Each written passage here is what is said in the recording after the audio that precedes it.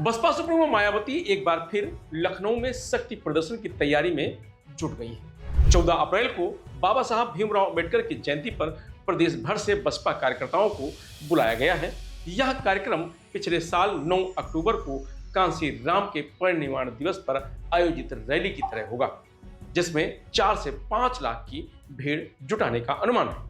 Baspa supremo ने लखनऊ में party कार्यालय में 250 नेताओं के साथ 1.5 घंटे तक बैठक की। उन्होंने जिलाध्यक्षों और मंडल कोऑर्डिनेटरों को विधानसभा चुनाव की तैयारी को लेकर दिशा निर्देश भी दिए।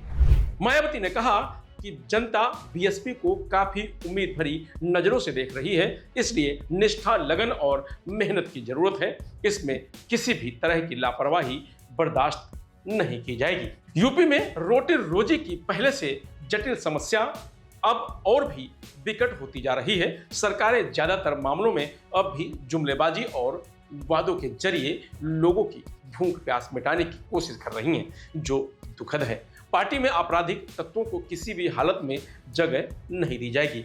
बैठक में राष्ट्रीय समन्वय आकाश आनंद, महासचिव सतीश चंद्र मिश्र और प्रदेश अध्यक्ष विश्वनाथ पाल मौजूद रहे। बसपा सुप्रीमो मायावती ने कहा कि देश का क्या सिर्फ प्राइवेट सेक्टर पर ज्यादा निर्भर होकर आत्मनिर्भर बन सकता है। उन्होंने सवाल उठाया है कि अगर विकास का फायदा कुछ मुट्ठी भर सत्ताधारी लोगों तक सीमित रहेगा तो आम जनता का भला कैसे होगा। अमेरिका, इजराइल और ईरान युद्ध का जिक्र करते हुए बसपा सुप्रीमो मायावती ने कहा कि इसकी वजह से रसोई गैस, पेट्रोल और दूसरे पेट्रोलियम उत्पाद महंगे हो गए हैं। इससे रोजमर्रा की चीजों के दाम बढ़े हैं। सबसे ज्यादा असर गरीब और मेहनतकश लोगों पर पड़ा है। उनकी परेशानियां लगातार बढ़ती जा रही हैं। सरकार को समय रहते ठोस कदम उठाने चाहिए ताकि देश को नोटबंदी या कोरोना महामारी जैसी स्थिति का फिर से सामना न करना पड़े। आत्मनिर्भरता को सिर्फ नारा नहीं बल्कि जमीन पर सच बनाना जरूरी है। महिला आरक्षण को लेकर मायावती ने कहा कि अगर कमजोर वर्गों की महिलाओं को अलग से आरक्षण नहीं मिलेगा तो उनका सही विकास कैसे होगा। इस मुद्दे पर केंद्र सरकार को गंभीरता से भी विचार करना चाहिए। यूपी में 2022 विधानसभा चुनाव में एक सीट पर सिमटने के बाद 2027 के लिए बसपा आक्रामक रणनीति पर काम कर रही है। पार्टी के एक सीनियर नेता कहते हैं कि 9 अक्टूबर 2025 के बाद से अब तक मायावती पार्टी नेताओं के साथ 10 मीटिंगें कर चुकी हैं। उनका जोर इस बात पर है कि बसपा को जो कोर वोट बैंक है वह पार्टी से दूर न जाए। इसकी 3 वजह हैं। 13 मार्च को कांसीराम जयंती से ठीक 2 दिन पहले राहुल गांधी ने लखनऊ में दलित नेताओं के साथ मीटिंग की। इसमें कांसीराम को भारत रत्न देने की बात की। पश्चिमी यूपी बसपा का गढ़ माना जाता है।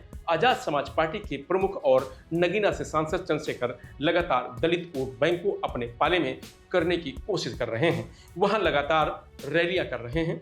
अखिलेश यादव भी लगातार पीडीए यानी पिछड़ा, दलित और अल्पसंख्यक वोट बैंक पर फोकस किए हुए हैं। बसपा के कार्यकर्ताओं ने कहा कि बहन जी ने संगठन को मजबूत करने को लेकर कुछ जरूरी दिशा निर्देश दिए हैं, जिनका पालन किया जाएगा। 14 अप्रैल को लखनऊ में कार्यक्रम आयोजित होगा।